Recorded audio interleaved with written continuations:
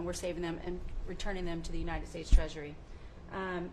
Also, jobs numbers. Last Friday, 228,000 new jobs were reported. That is good for the American people. That is my primary job, is to grow that workforce under your leadership. So we've kicked off the America at Work tour, and we'll be visiting all 50 states, and I'll be working with my colleagues here to do just that. So thank you, Mr. President. We're going to grow this economy. We're going to keep our focus on the American worker. So you're finding tremendous fraud, though. Those numbers are really bad when you're Unheard of. over 115 years old. And I think you had mentioned the oldest person in our country is 114 years old. Reported. That's pretty good. A woman living in Pennsylvania, but apparently there's 24,000 more of them that are 115 or older that we're I hope you giving hear that. to. So we have 24,000 older than the oldest person. Definitely did. That's, It's like, you know, and what are we doing about that? How do we get that money back? Yeah, so we're working with our IGs to do that further investigation. The House and Senate, we had a 5-year statute of limitations. We've got an extension on that, another 5 years. And so the goal, in my opinion, we should never have a statute of limitations to return the American dollars back to the Treasury when there's fraud. But at this point, we will continue to work hard and double down and return those dollars to the Treasury. Great. Thank you very Thank much. you. Great job. Christy? Well, Mr. President, thank you for your leadership at the border. For the second month in a row, you have broken the record in the history of the nation for the lowest number of encounters at the border, which is absolutely remarkable. You have said that America's laws matter and that they'll be enforced, and we're hard at work now to get people to go back home that are here illegally. So the Alien Registration Act has been in place long enough now that those individuals that are here illegally, if they haven't registered, then they can be charged criminally, and they can face fines up to $1,000 a day and face deportation if they don't go home, and they'll never get the chance to come back to America. So we're encouraging people to use the CBP Home app to register, and we're working on the resources and funding to buy them a plane ticket to send them home. I went to El Salvador, Colombia, and Mexico, and those countries and others are thinking about setting up programs to support these individuals when they get back to their countries. So when they get there, they'll have housing and food assistance, and so making sure that these folks have the opportunity to go home so that they can get the chance to come back to America is important. And So it's a very big self-deport operation that we're starting. thousands of people have already Yeah. self-deported. Well, we're just going to, when you had 21 million people that need to go home because they're here breaking our laws, then we need to facilitate that. And I've been working with the governors a lot lately on several different issues. One of them has been on FEMA for recommendations on how to do exactly what you've directed us to do. And then also I sent a letter and communicated with them that they need to be setting up a SCIF.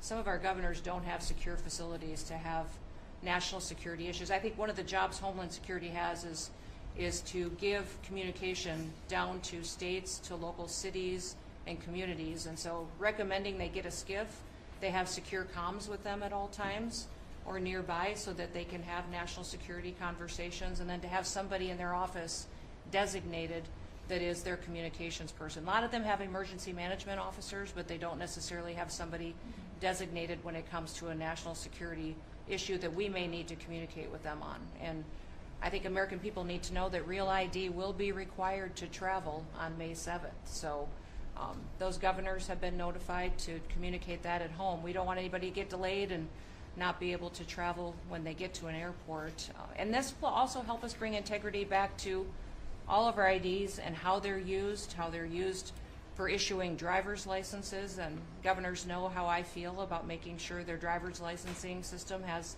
integrity, because a lot of people use their driver's license to vote. And the backbone of our country and the foundation is election integrity. So we're giving all those directions to our governors and communicating that so they can lead on it as well. And we're going to work with people so that if they go out in a nice way and go back to their country, we're going to work with them right from the beginning on trying to get them back in legally. Is that right? A chance to come back. So it gives you real incentive. Otherwise, they never come back. They'll never be allowed once a certain period of time goes by, which is probably going to be 60 days. We're also going to work with farmers that if they have strong recommendations for their farms for certain people, We're going to let them stay in for a while and work with the farmers and then come back and go through a legal process. But we have to take care of our farmers and hotels and, various places where where they need the people. And we're going to be working with you very carefully on that. So a farmer will come in with a letter concerning certain people saying they're great, they're working hard. We're going to slow it down a little bit for them. And then we're going to ultimately bring them back. They'll go out. They're going to come back as legal workers. Okay? Yes, sir. Thank you. Which I think will be I think it's very important to do. Okay, thank you very much. Great job. Jameson, I watched you testify for the last Yeah, he did. couple of days. You're on every night at 3 o'clock in the morning. And you did great. You were fantastic. Thank you very much. It's just what I like to do for fun, sir. You've been keeping us very busy. Last week, you started a reordering of international trade, something that hasn't happened for 80 years, something that should have happened decades ago. And you know that. You've known that for a long time. That's why you have us all working on this. You came into an emergency situation where President Biden left us with a $1.2 trillion trade deficit. It's the largest of any country in human history, the largest. So you declared an emergency, you took You action. would say the largest in history, right? In history. There's never been anything like what he left us. He left us a mess. His whole administration was a mess. So go ahead.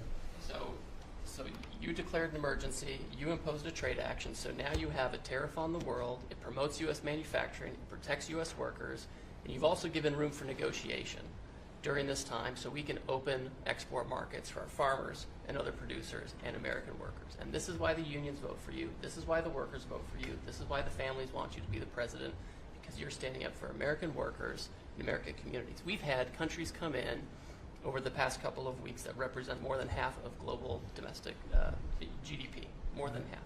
That's who's coming in to talk to you and to your advisors about how to have reciprocal trade, how to have fair trade. Would have happened without you. Thank you very much. Great job. Lovely lot. Well, thanks to your fantastic leadership, this amazing cabinet, and the very talented Doge team, I'm excited to announce that we anticipate savings in FY26 from reduction of waste and fraud by $150 billion. And I mean, and some of it is just absurd, like people getting unemployment insurance who haven't been born yet. I mean, I think anyone can appreciate whether, I mean, come on, that's just crazy. Some of these things, people ask me like, well, how are you going to find waste and fraud in the government? I'm like, well, actually just go in any direction. That's how you find it. It's very common. it's as the military would say, target-rich environment. So I think we're doing a lot of good in excellent collaboration with the cabinet to achieve these savings. And it will actually result in better services for the American people, and that we're going to be spending their tax dollars in a way that is sensible and fair and good. And your people are fantastic. In fact, hopefully they'll stay around for the long haul. We'd like to keep as many as we can. They're great, smart, sharp, right? Finding things that nobody would have thought of. Very computer savvy. Yes. We're working with hard to get the Trump Gold Card operational, hopefully in the next week or so. That'll be very exciting. It's Really exciting. That's a pathway to citizenship Yeah. into the United States. I think it's a big deal. Yep, it's a big deal. Thank you very much. Great job you're doing. Thank you, sir. Thanks to your leadership and setting the mandate of transparency and accountability across the U.S. government. I'm bringing that transparency and accountability to the intelligence community, first and foremost, to make sure that you and your cabinet have that real-time, relevant, apolitical, objective intelligence to best inform whether it's negotiations for peace, negotiations around tariffs, the great work that you are leading around the cabinet today. Secondly, working with Department of Homeland Security and the FBI to increase our information sharing to achieve your goal of countering the narcotic trafficking and our ability to go after cartels now designated as foreign terrorists. I met with the National Sheriff's Association this week, being able to work to make sure that the information that they are getting on the ground, that local law enforcement is getting on the ground, is being fed back up through to our National Counterterrorism Center and that we have all of the federal agencies, state and local law enforcement all on the same page as we are working to make our country safe again. And lastly, sir, as you know, declassification and rooting out weaponization and politicization of the intelligence community is a huge priority. You know more than anyone else the very dangerous and negative consequences of that. I've got a long list of things that we're investigating. We have the best of the best going after this. Election integrity being one of them. We have evidence of how these electronic voting systems have been vulnerable to hackers for a very long time and vulnerable to exploitation to manipulate the results of the votes being cast, which further drives forward your mandate to bring about paper ballots across the country so that voters can have faith in the integrity of our elections. And lastly, we've been scanning. I've had over 100 people working around the clock to scan the paper around RFK, Senator Robert F. Kennedy's assassination, as well as Martin Luther King Jr.'s assassination. These have been sitting in boxes in storage for decades. They have never been scanned or seen before. We'll have those ready to release here within the next few days. That's great. Bobby, how do you feel about that? That's hitting, I'm very that's gratified. hitting close, that's hitting close to home, isn't it? Yeah, huh? no When you kidding. think, I'm thinking about Bobby when No. when that statement's made. I'm very grateful to you, Mr. President. And you'll let Bobby see some of this because, you know, it's very personal stuff. But it's time. I've asked him, and his response is, put it out. The world needs to know the truth.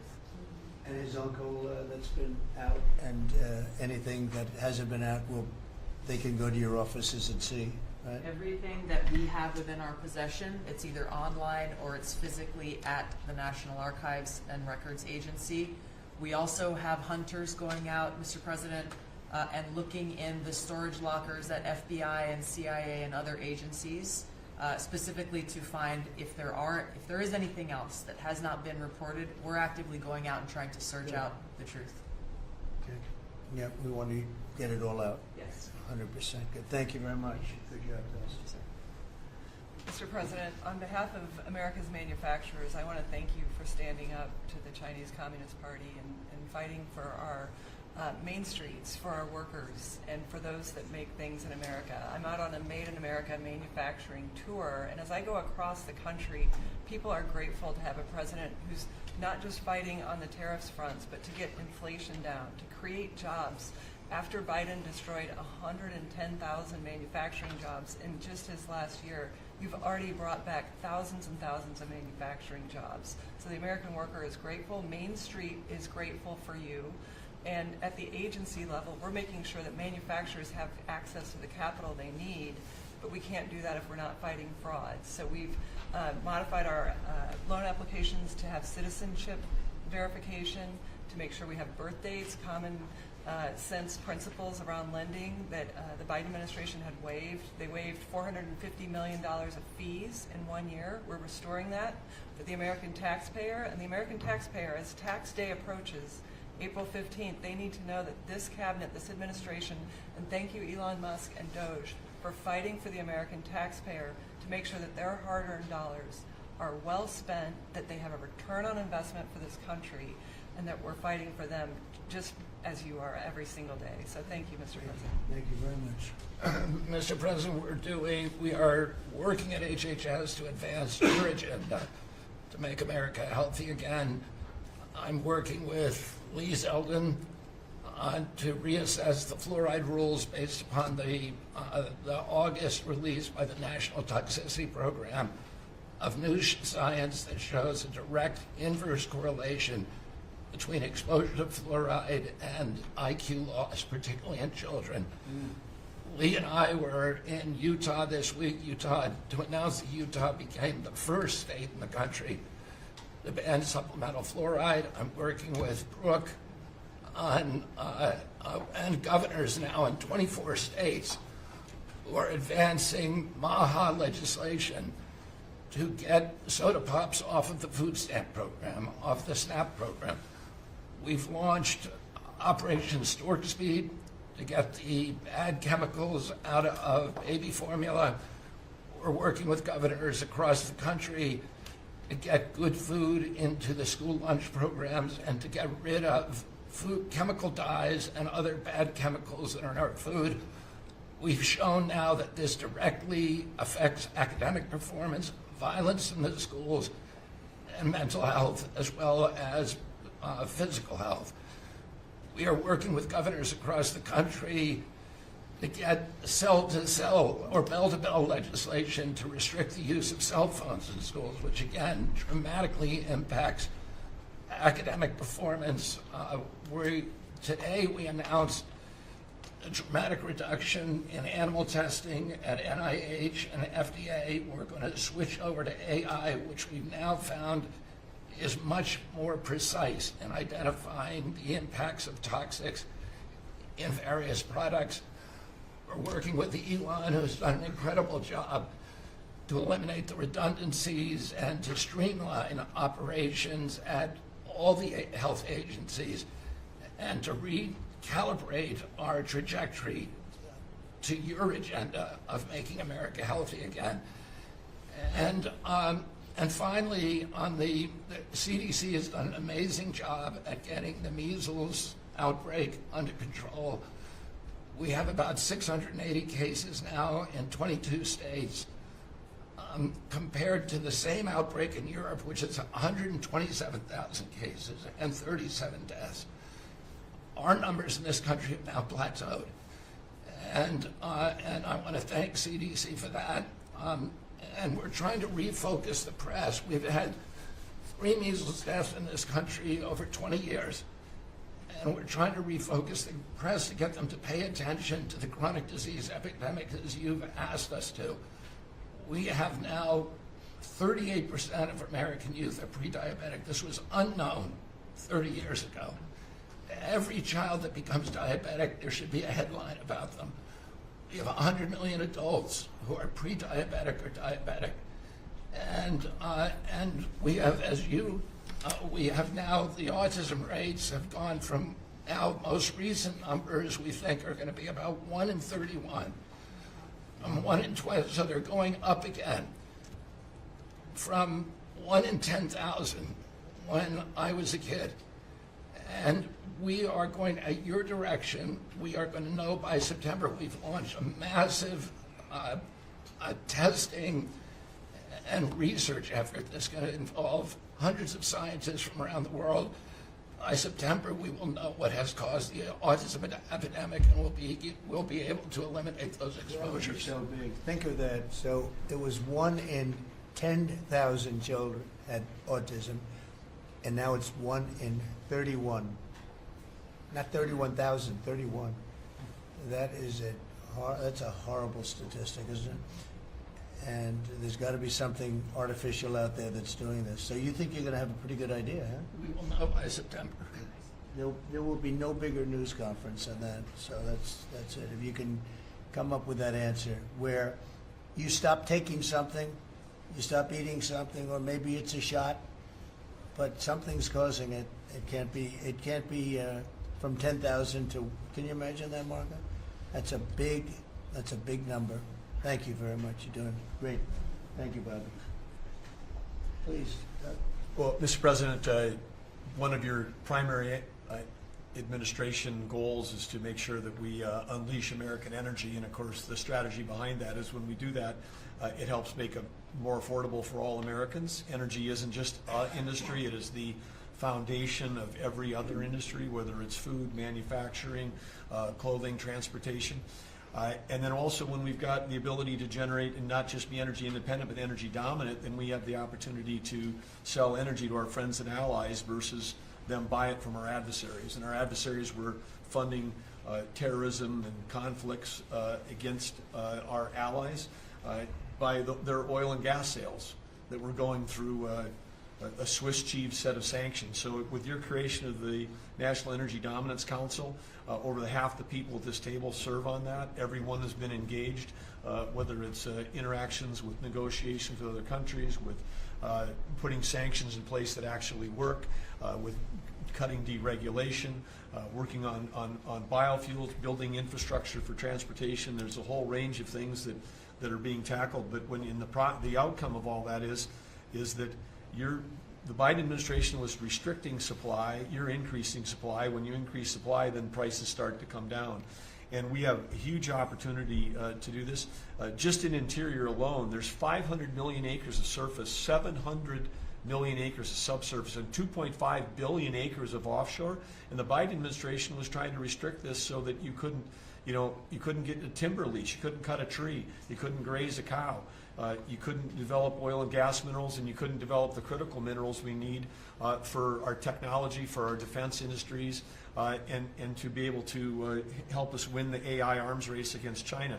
So we're opening up this, and with your executive orders and your work, we've on Tuesday, historic day, you ended the war on beautiful clean coal, which has been going on since Obama took office. China gets 60% of their electricity from coal. They're opening up they've opened up 94 gigawatts of coal in the last year as part of this AI arms race. 94 gigawatts, that's enough for 94 Denvers to be able to, 1 gigawatt per metro area like that. It's unheard of. So we have an opportunity under your leadership to come back. The Gulf of America had its first offshore lease sale, which is scheduled for later this year, but that was, the industry loved that because we're now, the Gulf of America is now open for business again. And there's as much as 7 billion barrels of oil accessible now. They've increased the upside of what they think that is. On the coal front, the estimate is the financial value of the coal in America is $8 trillion. That was an asset on the balance sheet that we've now being put back on again. And of course in Alaska, with your separate executive orders to unleash Alaska energy between ANWR, the North Slope, the Strategic Petroleum Reserve Alaska, all of those, we've reversed Biden decision. Those are all open for business again.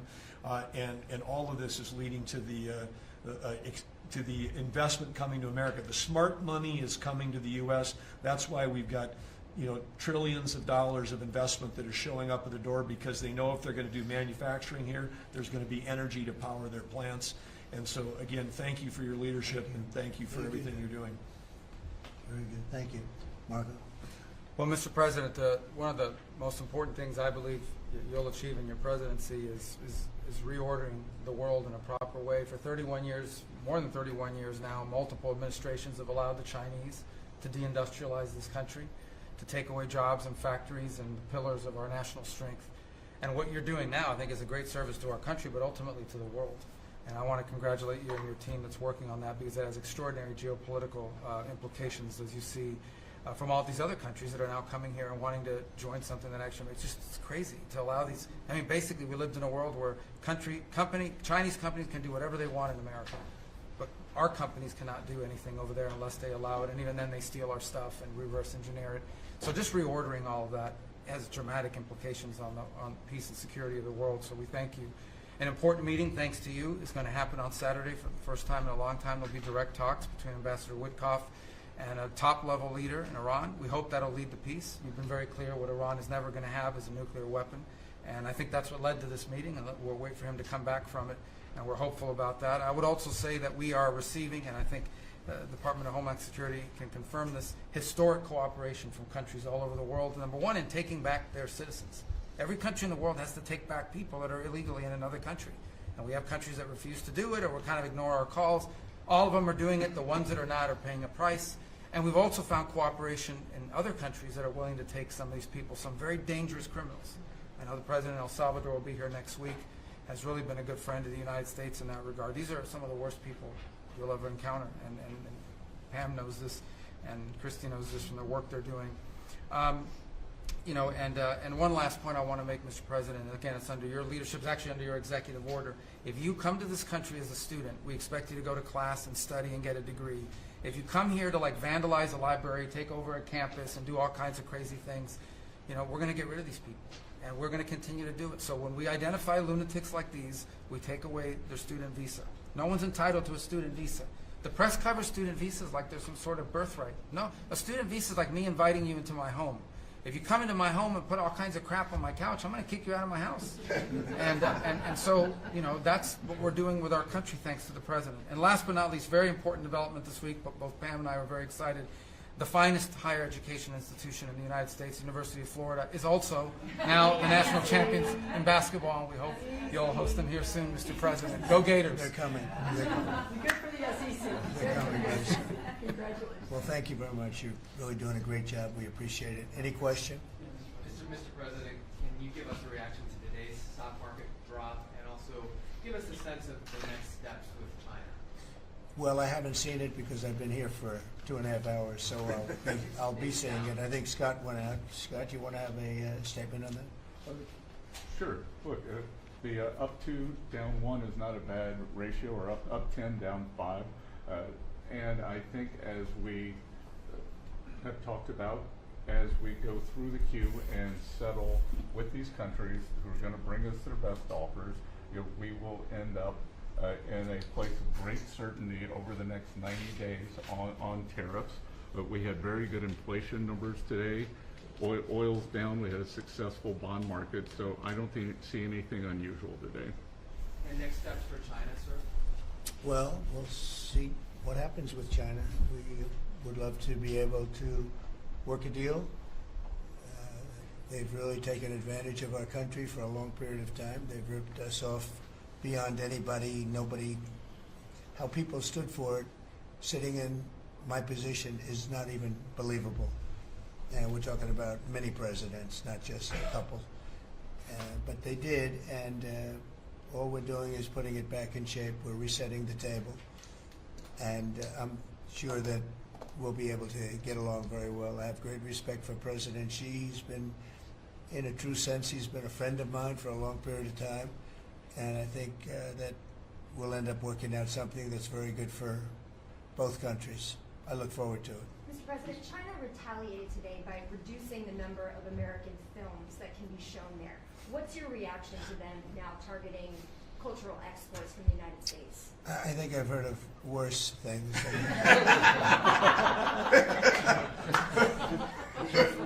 Yes, please. Also on China, the Ukrainians say they have evidence that Chinese soldiers have been found fighting for the Russians in Ukraine. Can the U.S. verify this? And if so, what does the U.S. plan on doing to China to combat that? We'll look into it, but I think beyond that, we're really looking to get that war stopped. They're losing 2,500 and even more than that young people a week. They're Russian and they're Ukrainian. They're not American, but they're people.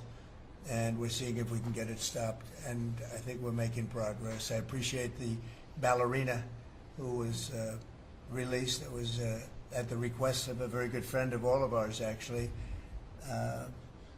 Dana White called me and he said it's the friend or the relationship of one of the fighters for UFC or one of the fighters. And Dana's an incredible guy, and we spoke to President Putin about it, and they made a deal. They released the young ballerina, and she is now out, and that was good, so we appreciate that. We hope that we're going to be able to make a deal relatively soon with Russia and Ukraine to stop the fighting. It's so senseless. It's such a horrible thing. It would have never happened if I were president, but it did happen, and we were given that card. And I think we're going to get it. I think we're going to get it stopped. Got to get going. We got to get it. We have to move it faster. Likewise with the hostages, we're making progress. We, there's 59 hostages, but only 24 of them are living, and that's the way it's been presented to me by the mothers of some of the dead, mothers and fathers of some of the dead hostages, and they want the bodies of their baby, as they say, their baby, their young boys. They want them back as much as if they were alive. It's amazing, because when I met the hostages 2 weeks ago here, I couldn't believe what they had to go through, by the way. But when I met them, they said, yeah, there's 59, but 24 are living. And they actually consider, I guess if you're a parent, you do consider it this way, that the remainder who are dead, the 24 that are alive, the remainder that are dead, they want them back just as much as they would want them back if they were alive. It's really pretty amazing and pretty sad. So we're getting close to getting them back. We have a lot came back. A lot of people are very grateful. Some came back in pretty bad shape. some came back.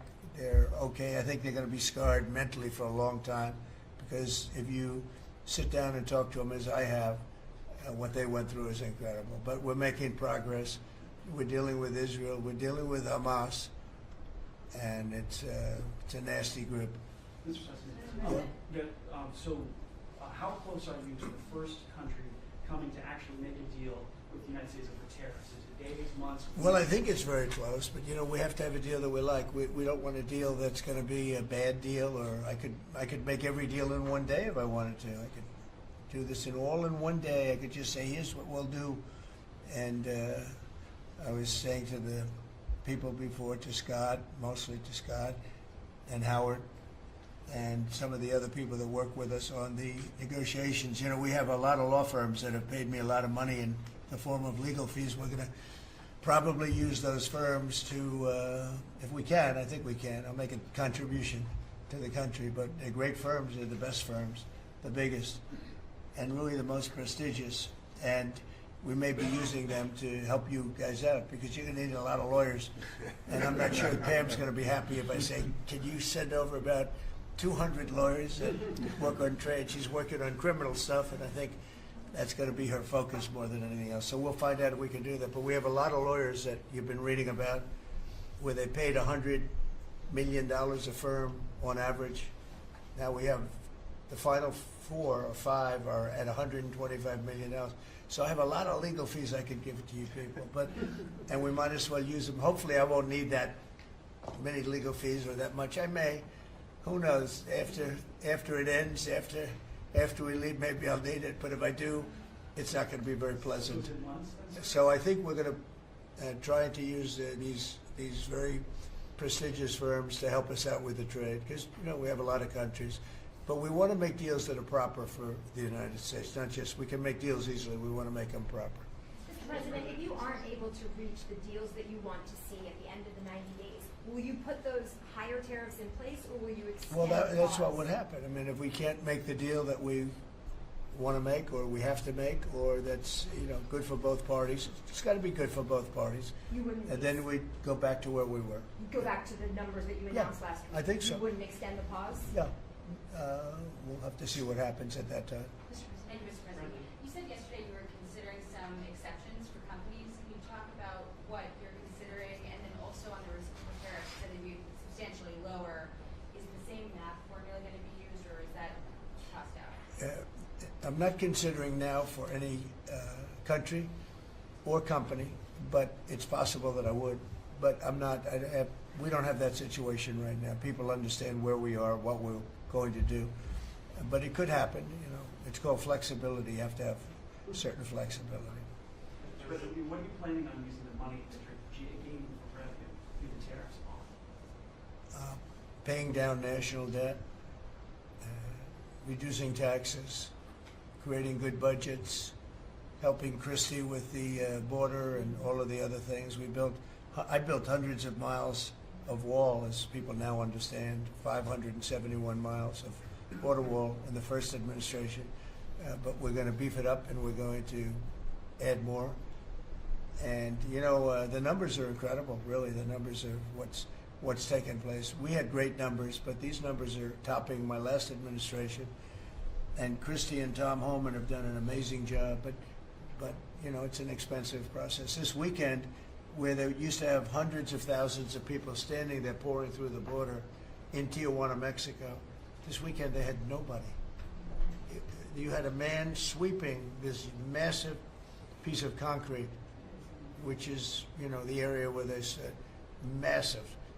And I've looked at that during the Biden administration. You couldn't see a piece of that concrete. There were so many people on it. You couldn't, if you had helicopter shots, you couldn't see concrete. Now, this weekend, you had nobody there but a man with a broom sweeping it and cleaning it up. Pretty amazing. Now, it's really an amazing job. But it will be used for that. It'll be used for a lot of things. It'll be used by the Department of Justice for doing a great job. Pam is doing a fantastic job. So it's going to be used for a lot of different things. Mr. President, on a 10% tariff, is that a basement? Is that the It's a floor? baseline. Can countries negotiate that to bring that It depends down? on what they're adding. You know, some countries we have massive deficits with, or they have big surpluses with us, and others it's not that way. So it depends. That's why it's really they're all different. Every country is different. Some have certain advantages that others don't have, and certain things. We have some. China has a surplus of $1 trillion. I mean, the numbers are crazy, and others have basically no surpluses. You know, we have some that are pretty even, but they hurt us in other ways. One is a little bit different. So are you negotiating with the EU as one bloc or individual nations for the tariffs? We're looking at it as one block. They've been very tough, but they were very smart. They were ready to announce retaliation, and then they heard about what we did with respect to China and others, but China, and they said, you know, we're going to hold back a little bit. They decided to hold back. I thought they were very smart. Look, the EU is very smart, but they really have taken advantage of the United States. They were formed for the purpose of taking advantage of the United States. And I don't blame them, and I don't blame China. I don't blame anybody. I blame the people that were sitting at that desk in that other beautiful Oval Office for allowing it to happen. Many presidents I blame. They should have never allowed it to happen. And I'm doing something that a lot of them wouldn't want to do. But I'm here, I do those things, and we're going to make this country great again. We were taken advantage of by almost everybody. I sat back in the last administration. I would actually read them. I don't have to read them now. I know them so well. I would read some of these documents that were signed, deals, and I said, who would do a deal like this? Who would do it? You've seen it, Elon. Yeah. I'd look at deals where it's so one-sided. Even we have a deal with Japan, and we get along great with Japan, and we had the Prime Minister here. He was fantastic. As you know, Abe was great. Shinzo was great. He was a good friend of mine, unfortunately no longer with us. But we defend them, but they don't have to defend us. I said, that doesn't sound too good. But we have a deal, a defense deal. We pay hundreds of billions of dollars to defend them. But if for any reason, in other words, we pay all the money. They don't pay anything. But if we're ever attacked, they don't have to do a thing to protect us. I said, oh, that sounds like a wonderful deal. So that's just one out of thousands. And I just wonder who did this. And it's people that either hate our country or didn't care, an expression that you use. I think it's really a lot of them didn't care. It's just hard to believe how bad they are. Now that's a little bit of a defensive deal, but I'm talking about trade deals, the same thing. They're so bad, you would say, how come? And even when I'd renegotiate, like I'd go to a country, they'd give me everything I asked for. I said, why didn't somebody ask for it like originally? They give me everything. I think when they were negotiating, they didn't care, or they didn't ask, or they were shy, or they were very stupid, or they hate our country. Yeah, go ahead, Jeff. You were speaking about Japan. Can you clarify what your vision is for U.S. Steel? You referenced it yesterday. Yeah. There's some questions about what you actually want to see Sure. happen Look, with that. U.S. Steel is going to do very well now because of tariffs, and I don't know why they even need a deal. But the only thing is, U.S. Steel, if you go back 80 or 90 years, that was a behemoth in this. That was our biggest, most. If we were around, we would have been very proud of it. Today we have different types of companies that are big. Google, it's not the same as U.S. Steel. And I love Google, and I got to like the people that run it. They're very capable people. They didn't like me so much in the first administration, but they like me a lot now. I don't know what happened, but I like them. But, you know, I think they would be the first to admit, when I envisioned, you look at some of those steel factories from 90 years ago, it was a different kind of a country, but they were miles long. Today you see just empty hulks. Those hulks are going to be filled up very soon because of what I'm doing with tariffs. It was a different kind of a thing. But if I didn't do that in the first term, my first term, if I didn't put tariffs on, we would have, because China and others were dumping steel billions of dollars of steel. Our steel companies were all closing. Every fact, we wouldn't have one steel plant open, and now we have a steel industry that's doing very well. But soon it's going to be thriving, really thriving, and those factories are going to be filled up. But more importantly, they're going to build brand new ones. Nucor and so many other companies call me. Nucor being a big steel company, they're building massive new steel plants, and it's great. And likewise, car companies. We have many, many car companies. 3 of them. I'm not looking to hurt Mexico, and I like Mexico. And by the way, I think the new president is a terrific person, a fantastic woman. We've had many conversations. She's a very elegant, just a fantastic person, and she's been very nice, very, very nice. But I'm not looking to hurt them. But we have 3 car plants that were under construction in Mexico. They stopped constructing, and now they're going to build in the United States because of tariffs. See, we should have never let this happen, because whoever it was that was president at the time, we lost 90,000 plants and factories since NAFTA. 90,000. It's not believable. How about that, Laura? You know, you're in that sort of world of factories and Build back plants. manufacturing, construction jobs, and bring those workers back home. That's right. We're going to bring them all back. But think of it, from that period of time, which isn't so long ago, we lost. I said the other day, if you had a map on a big wall like this, and if you had pins, 90,000, I don't know if you'd have enough. I don't think you'd have enough room on the map to put the pins. 90,000 factories that we've lost since NAFTA. And it's not even, and about 6 million jobs. Really, I think probably a lot more than that, but they say 6 million jobs. We're going to bring many of that back. I think we're going to bring more than all of it back. We're going to be better and stronger than ever before. But if a president, when they were leaving, said, look, you can leave, but if you're going to build a factory someplace else, and you think you're going to come and sell your steel or your car or any product that you make, your pharmaceuticals, which we're going to do, we're going to get them all back. But if you think you're going to just, all they had to do is say this, and they wouldn't have left.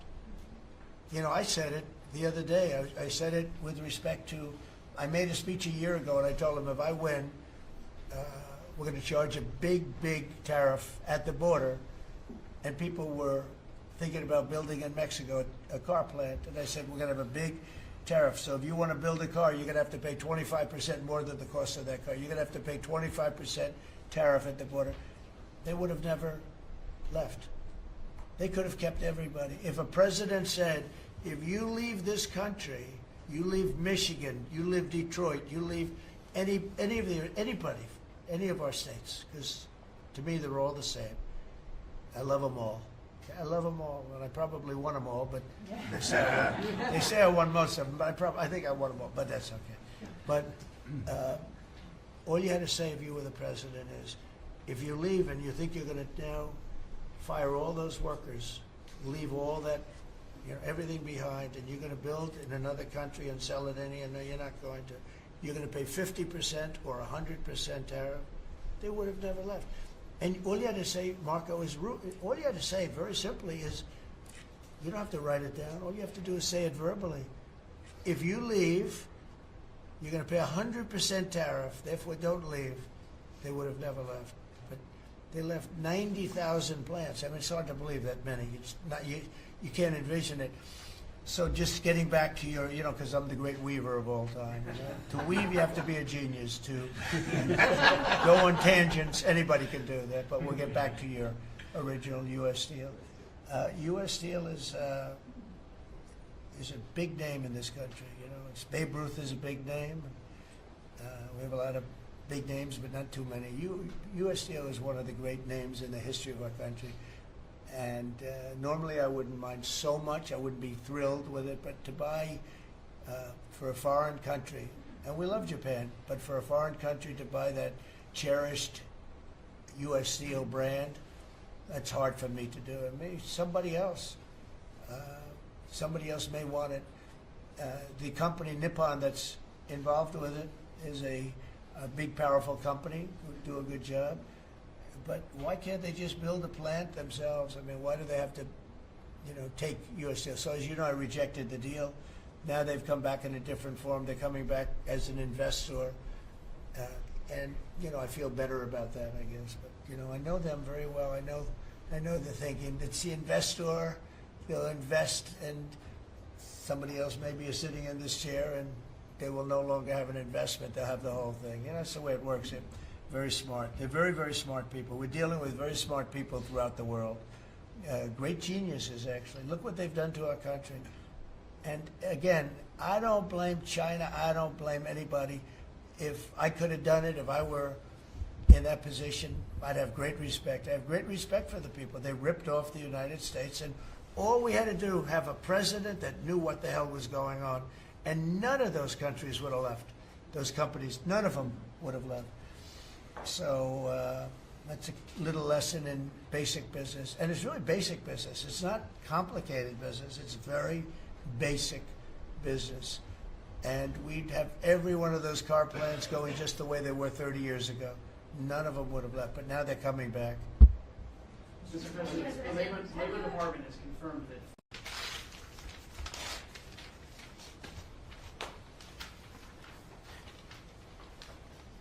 Thank you very much. We had a very good meeting. We're talking about a lot of different things. Consumer prices have actually dropped.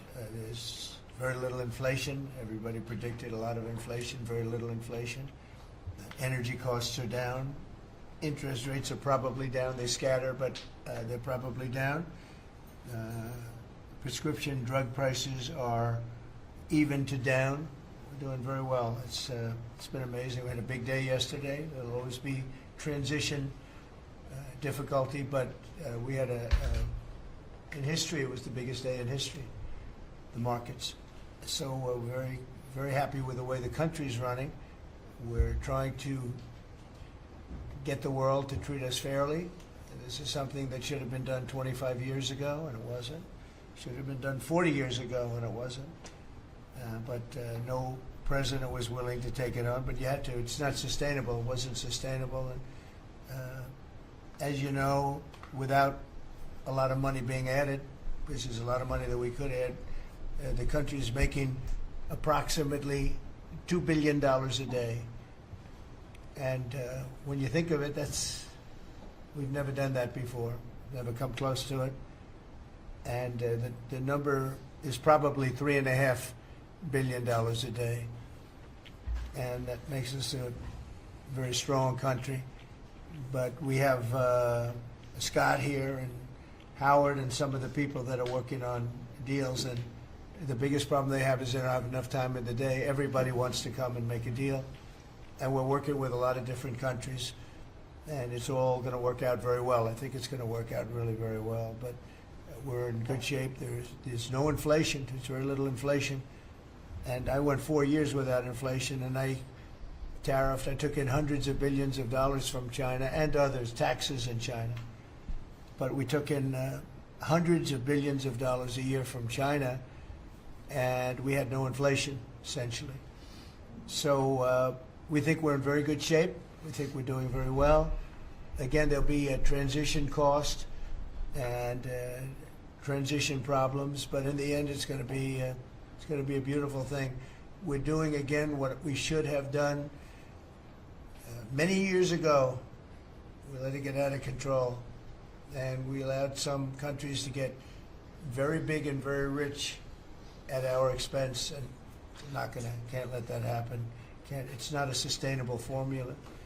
So I wanted to just thank everybody at the table, and maybe I'll go around and ask some of you a little short couple of answers. Pete just got back from Panama, and he's been all over the place, and you want to give us a little report on that and whatever else you might have to say. Everyone at this table is doing an incredible job, by the way, I have to say. Incredible. And the relationships it's like they're friends. They're really, the relationships are very strong, really good, really strong. And these meetings are very good. And I think, I don't believe there's any other president that allowed the press to come into a meeting such as this. These are very sacred meetings. These are very private meetings. But we have nothing to hide. And I think it's good. I think it's a good, we want to be, a word you like to use, Jeff, is transparent. So we want to be transparent, and we'll do that by starting with Pete. Go ahead, Pete. Yes, Mr. President, we just got back from Panama last night. We were at the Panama Canal with their Southcom commander ships, F-18s, troops, and signed a couple of historic deals. One which is with the Panama Canal Authority, a framework for U.S. vessels, first and free through the Panama Canal.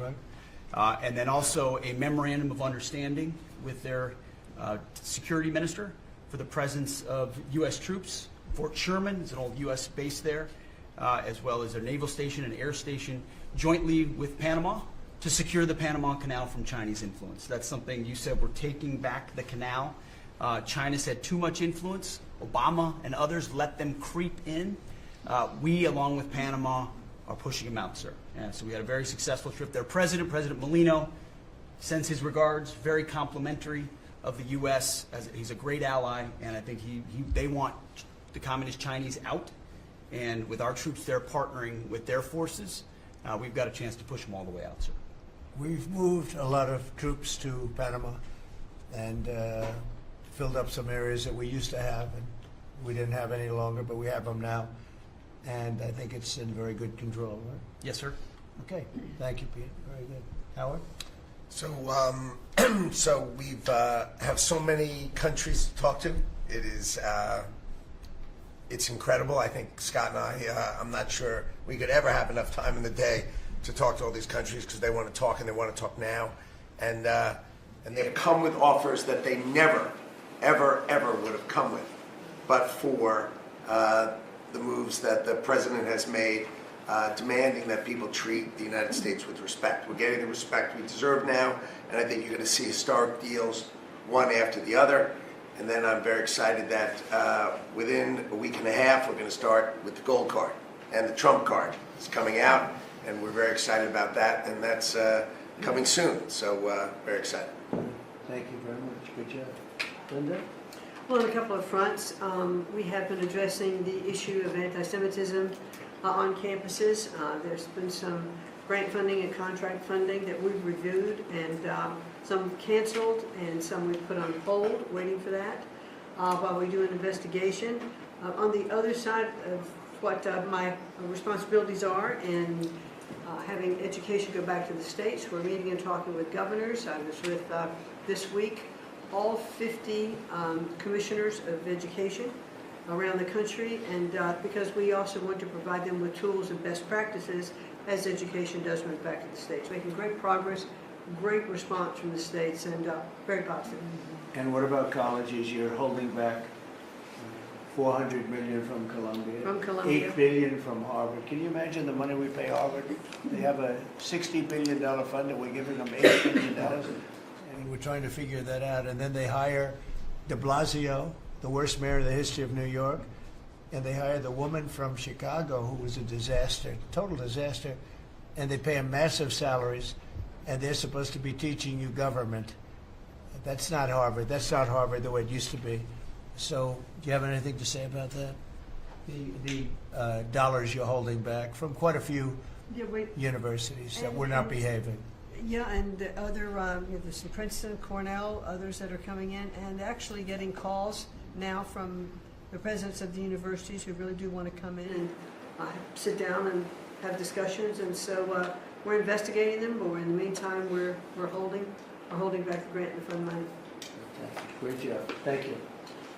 Very thankful for the House voting for the President's budget resolution along with the Senate bill. Made a ton of progress this week in working with members to ensure that a desire for flexibility in the Senate was not misconstrued as a desire not to slow and do spending reforms. And so we're very thankful for that. And now we can get after writing that bill, getting the President as big a package of his agenda to his desk. So very good week. Good. That's right. We just got the House vote, and now we're well on our way to getting, as we call it, the great big beautiful bill. It's a beauty. There's never been a bill like this one. We're trying to get it all into one beautiful bill. It's tax cuts, regulation cuts, and many other things. The border, a lot of money for the border. You're doing a fantastic job. So, but we just got a report that we, as you know, You knew before us. Were you surprised we got the vote? Got the vote. And we're happy to get the vote. So I think we're going to be in very good shape. Okay, please. Mr. President, last year the Chinese received 1,700 orders for new ships. American shipyards received 5. Under your leadership, like so many other industries, we are going to revitalize and make shipbuilding and maritime great again with these blue-collar jobs. These are the cranes, the ports, opportunity zones, and drive that investment back in. And we have, under that executive order, and also one to streamline foreign military sales for people that want to buy our equipment, and of course acquisition reform, all just this week under your leadership, Mr. President.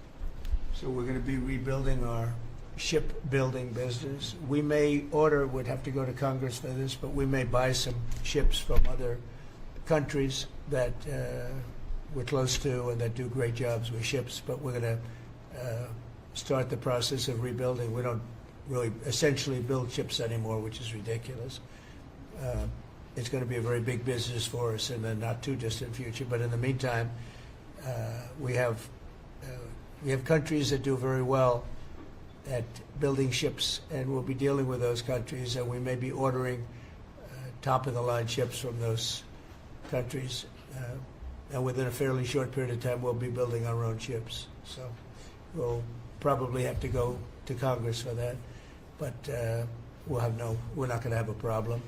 Susie, thank you very much for the job you've done. Go ahead, please. I just want to make sure you know that this cabinet, I think, pretty uniquely collaborates and cooperates and works together to accomplish all that you've asked them to do, and I think they deserve a lot of credit for that. True. You're doing a great job. The chief of staff, doing a great job. Lee, go ahead. Mr. President, the Biden EPA was strangulating the economy. The Trump EPA understands it's not a binary choice. We can protect the environment and grow the economy. Working with Doge and Elon Musk, we've now canceled $22 billion worth of grants, and we have launched what is the largest deregulatory action in the history of the country. Just in one agency. That's how much of a mess the Biden EPA left us. It is going to end up reducing the cost of living. It's going to create jobs. It's going to make it easier to purchase a car. It will be easier to heat